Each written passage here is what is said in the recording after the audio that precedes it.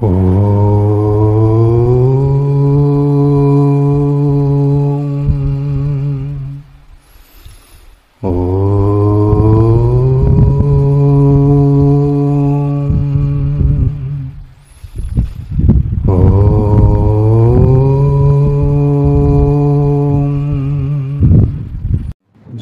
বাবা লোকনাথ, জয় বাবা লোকনাথ, জয় বাবা লোকনাথ।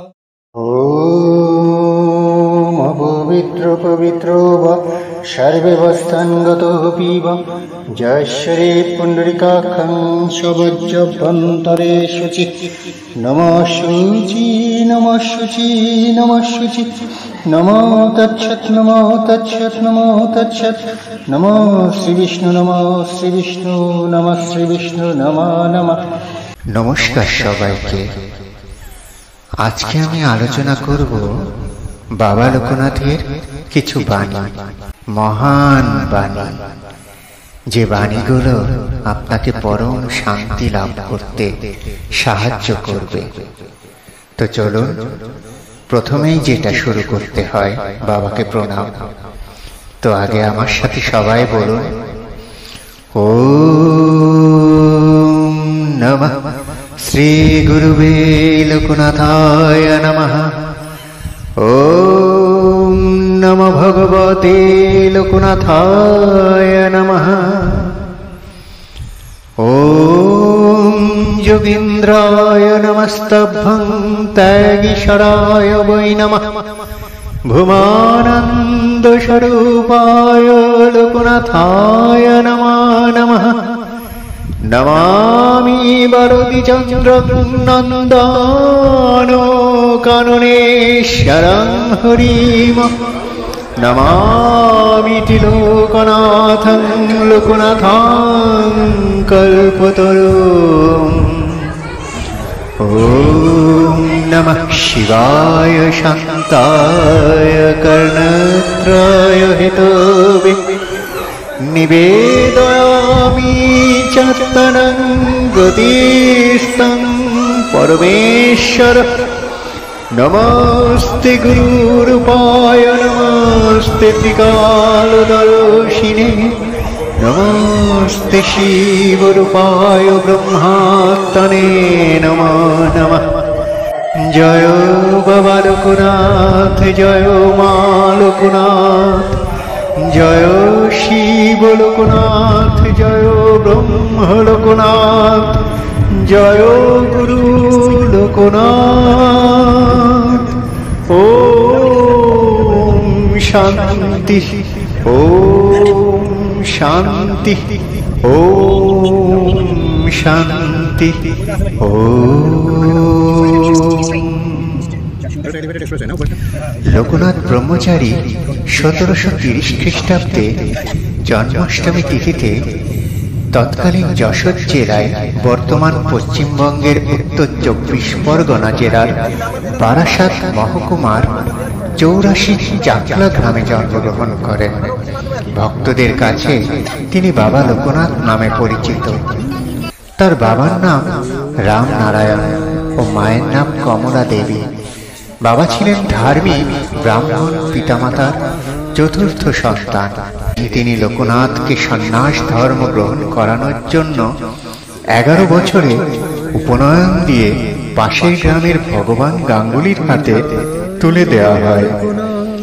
এ সময় তার সঙ্গী হন বাল্যবন্ধু বেণীমাধব। ধীরে ধীরে বাবা লোকনাথ হয়ে উঠলেন একজন সিদ্ধ পুরুষ। আমার সঙ্গে বলুন জয় বাবা লোকনাথ, জয় বাবা লোকনাথ, জয় বাবা লোকনাথ। বাবা লোকনাথের যে বাণীগুলো আজ আপনাদের সাথে বলবো, আপনারা মন দিয়ে শুনবেন। এই বাণীগুলো মেনে চলবেন, আপনারা পরম শান্তি লাভ করবেন এবং বাবার অসীম কৃপা লাভ করবেন। যাহারা আমার নিকট আসিয়া আমার আশ্রয় গ্রহণ করে, তাহাদের দুঃখে আমার হৃদয় আর্দ্র হয়। এই আর্দ্রতায় আমার দয়া, ইহাই আমার শক্তি, যা তাদের উপর প্রসারিত হয় এবং তাহাদের দুঃখ দূর হয়। অন্ধকার ঘরে থাকলে তোকে যদি কেহ জিজ্ঞাসা করে তুই কে, তুই বলিস আমি। আমাকে যদি কেউ জিজ্ঞাসা করে আমি বলি আমি নামে নামে এত মিত্রতা হই, আর আমি যে কি, কোনো মিত্রতা হইতে পারে না। সত্যর মতো পবিত্র আর কিছু নেই, সত্যই স্বর্গগমন, এর একমাত্র সোপান রূপ, সন্দেহ নেই। যে ব্যক্তি সকলের শরীর আর যিনি কায় মনোবাক্যে সকলের কল্যাণ সাধন করেন, তিনি যথার্থ জ্ঞানী। অর্থ উপার্জন করা, তা রক্ষা করা আর তা ব্যয় করা, সময় বিশ্ব দুঃখ উপভোগ, সময় বিশ্ব দুঃখ ভোগ করতে হয়। অর্থ সকল অবস্থাতেই মানুষকে কষ্ট দেয়, তাই অর্থ ব্যয় হলে বা চুরি হলে তার জন্য চিন্তা করে কোনো লাভ নেই। গর্জন করবি কিন্তু আহাম্মক হবি না, ক্রোধ করবি কিন্তু ক্রোধান্ধ হবি না।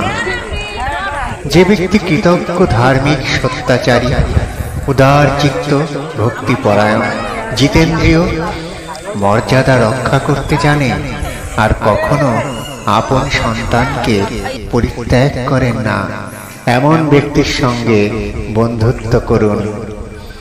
আমিও তোদের মতো খাই দায় মলমূত্র ত্যাগ করি, আমাকেও তোদের মতোই একজন ভেবে নিস। আমাকে তোরা শরীর ভেবে ভেবেই সব মাটি করলি, আর আমি যে কে আর কাকে সবাই তো ছোট ছোট চাওয়া নিয়ে ভুলে রয়েছে। আমার প্রকৃত আমি কে? দিন দরিদ্র অসহায় মানুষের হাতে যখন যা দিবি তা আমিই পাব, আমি গ্রহণ করব। দরিদ্রতায় ভরা সমাজের দুঃখ দূর করার চেষ্টা করবি। কথাগুলো মেনে চলবেন, আর কথাগুলো যদি ভুলে যান বারবার পড়বেন। যদি এই কথাগুলো আপনি মনের মধ্যে স্থান দেন, ভাববেন বাবাকেই আপনি মনের মধ্যে ঠাঁই দিয়েছেন। আমার সঙ্গে সবাই একবার বলুন, জয় বাবা লোকনাথ, জয় বাবা লোকনাথ, জয় বাবা লোকনাথ। তাহলে আজকের মতো বিদায়। ভালো থাকুন, সুস্থ থাকুন। প্রণাম।